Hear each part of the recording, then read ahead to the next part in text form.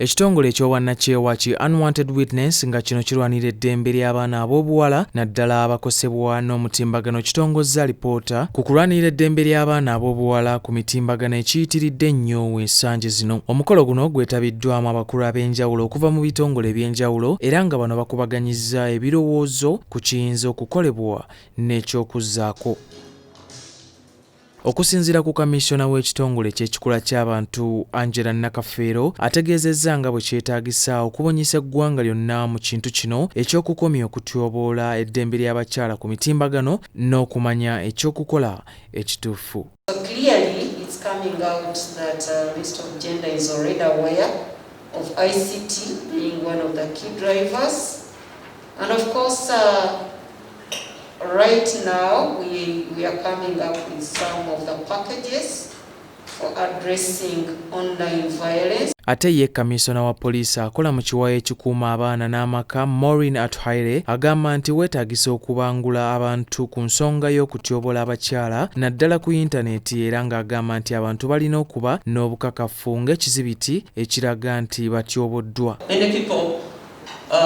Due to like the report has said, due to lack of sensitization and awareness, gender-based violence, they don't include online violence as gender-based violence. So I think after this research, maybe like the recommendation is saying they're going to do more training and people come to know that even online violence is part of gender-based violence. Ate ye Waguma Jime akola mu kitongole eky'ebyempuliziganya mu ggwanga ki UCC agamba nti okulopera poliisi tekimala wabula kyetaaga okuteekawo obukiiko obutwala emizenga gino okusobola okugimalawo bunnambiro mu ggwanga.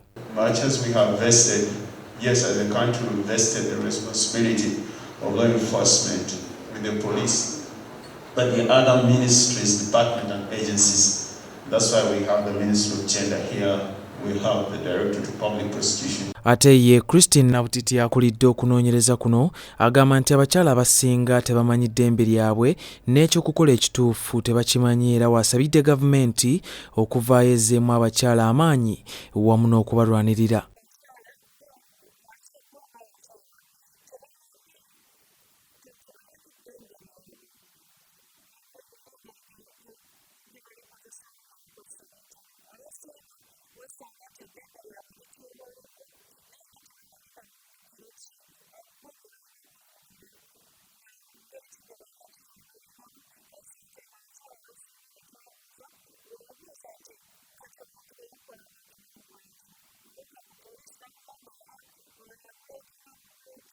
Okusinziira ku kunoonyereza kuno abakyala bawerera ddala ebitundu 7 ku buli 100 be bayita mu kusoomoozebwa okw'enjawulo ku mikutu egy'empuliziganya okuli okubavuma, okwanika ebifaananyi byabwe eby'ekyama ku yintaneeti kw'ossa n'ebirala.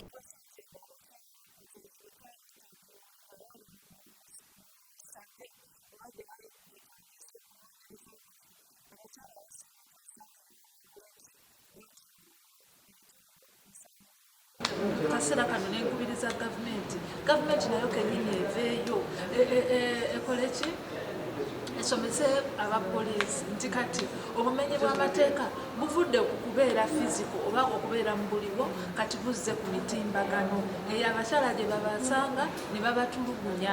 Eggulu eri kusakiddwa Ramula Katumba ku STV Select ey'enjawulo.